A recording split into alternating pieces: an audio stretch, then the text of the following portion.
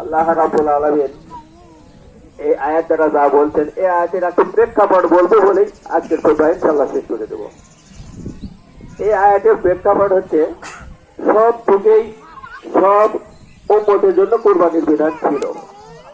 আইয়ামে জাহেলিয়া যুগ, সেটা তো ইসলামের যুগ নয়, তখনও কুরবানি মানুষ দিত। তো কোরবানি দিয়ে ওই কোরবানির জন্তুর রক্ত আর মাংস নিয়ে যে কাবা ঘরের দেওয়ালে লাগাই দিত, রক্ত লাগাই দিত এবং মাংস নিয়ে যে চাপড়া লাগাতো মক্কা শরীফের ঘরে।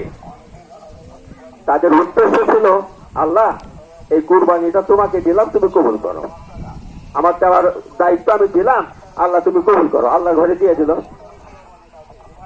এইভাবে তারা দিত।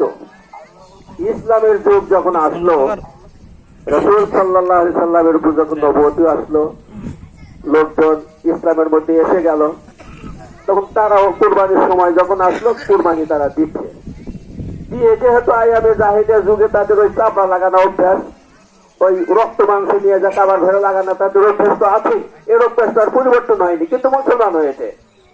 কুরবানি দিয়ে ওই রক্ত মাংস নিয়ে যা লাগাই দিচ্ছে। আল্লাহ রাব্বুল আলামিন ওহী নাযিল করলেন, আল্লাহ রাসূলের, হে রাসূল লা ইয়ানালাল্লাহু লুহুমুহা, আল্লাহ রাব্বুল আলামিন কুরবানির জন্তুর রক্ত এবং মাংস গ্রহণ করেন না। লা ইয়ানালাল্লাহু লুহুমুহা ওয়ালা দিমাউহা, রক্ত মাংস আল্লাহ রাব্বুল আলামিন গ্রহণ করেন না। ওয়ালা দিমাউহা ওয়ালাকিন ইয়ানালাহুত তাকওয়া মিনকুম, বরং তোমাদের তাকওয়া, তোমাদের পরহেজগারিতা, তোমাদের খোদাভীতিটা আল্লাহ গ্রহণ করেন। আয়াত নাযিল হলো। তারপর থেকে আর চাপড়া লাগানো গেল, আর রক্ত মাখাও গেল, আয়াত নাযিল হয়ে গেল। তাই আমরা কুরবানি দিয়ে ওই মান্নত করে অনেকে এই সন্ন্যাস তলায় দেখেন দুধ ঢেলা দিচ্ছে।